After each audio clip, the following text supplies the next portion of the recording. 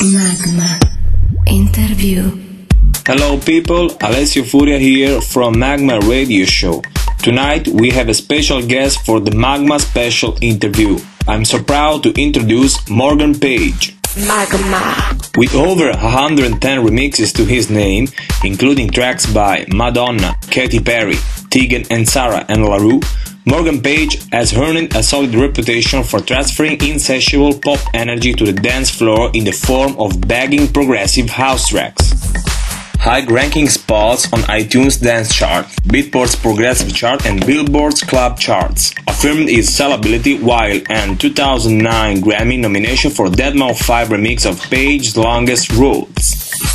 This year, Page released Believe, a powerful, captivating album that makes good on his International Dance Music Award nomination as Best Breakthrough Artist and typifies his journey from bootleg remixer to award-winning producer and world-renowned DJ. Good morning, Morgan. Thanks for your time. Thanks for having me. Glad to be here. People always ask about the person behind the artist. Who is Morgan Page and where he came from? Well, I started out DJing in college radio. When I was in high school, I decided to do a college radio show. That led to doing a show while I was actually in school at Emerson College in Boston. And I started playing out more at clubs. I wanted to reach an audience. So, moving from radio to the club was a really important stage, and I really wanted to see an audience out there reacting to the tracks. So everything was sort of a natural progression leading on to making music for larger crowds of people, and eventually that changes the style of music you make. So that led me really to making club music and to making vocal productions that reached a broader base of people.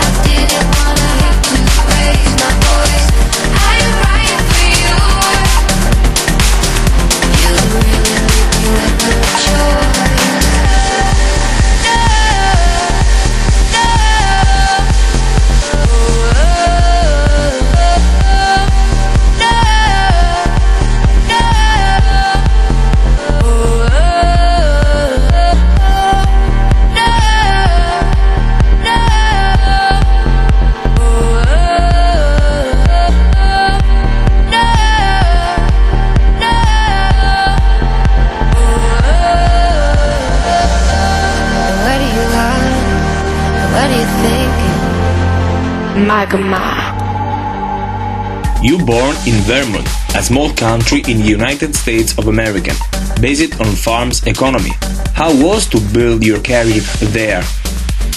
In Vermont, it was tough. There wasn't a lot of dance music on the radio or in the clubs. There was a few clubs and a very small DJ scene. Vermont is a very rural state, mostly known for Ben & Jerry's ice cream, Burton snowboards, and jam bands. So electronic music is not really a mecca there. I would try to get gigs and try to work at a few studios, but I really had to kind of build my own path for that kind of music. And I only really found electronic music just listening to college radio while I was in high school and hearing this music I'd never heard anywhere else. There were no music blogs, there were no iPods. It's very hard to find this kind of music. So when you live in somewhere that rural, that wasn't connected via the internet, because our connection speeds were really slow back then, it was difficult to discover electronic music. Please, describe your style of music when you play in clubs. The stuff I play in clubs is pretty aggressive compared to what I used to play. You started out doing much deeper stuff, and every year I feel like it's a little more aggressive, and you always end up playing a little harder than you produce. But I think some of the new material is much more club-focused, even though it's got vocals, and it's important to make the dance floor move and have them react and get people excited. So I think naturally over the years I've built a more exciting sound, bigger breakdowns and build-ups, and that's definitely changed the way I produce music. As far as genres, I play a lot of progressive house, mix in some electro house, some techno. It's a real mix of things. I try to never stick to one splinter genre. I think it's really boring. It's very easy to DJ with just one little genre, so I'm trying to keep it interesting throughout the night and make interesting changes, make mixes that have the records really talking to each other. And I don't like doing like a flatline DJ set. I like there to be sort of peaks and valleys. That's really important when I play. How did you feel when Madonna asked you to do a remix of Her Miles Away? I think it's not an ordinary thing. Doing a remix for Madonna was definitely a major career moment. It's not very often that you get asked to do a remix by her, and I'd done a lot of work for Warner Brothers, and they had liked what I'd done, and there's always a lot of pressure. It's like, do you change your style to make Madonna happy? Because she personally improves everything. And to make matters worse, at the time when I did the mix, she was going through a divorce. So she was on the road, listening to it in her hotel. I never got to actually talk to her, but it's pretty crazy. It was for a track called Miles Away on our other album, and I think it was a track that Timbaland produced. So he doesn't give you a lot of parts. You send over pretty much just the acapella, and he's very secretive with the remix stems he sends out. So Timbaland was very careful with what he sent out. I didn't have a lot to work with, but ended up doing a really cool kind of electro house mix.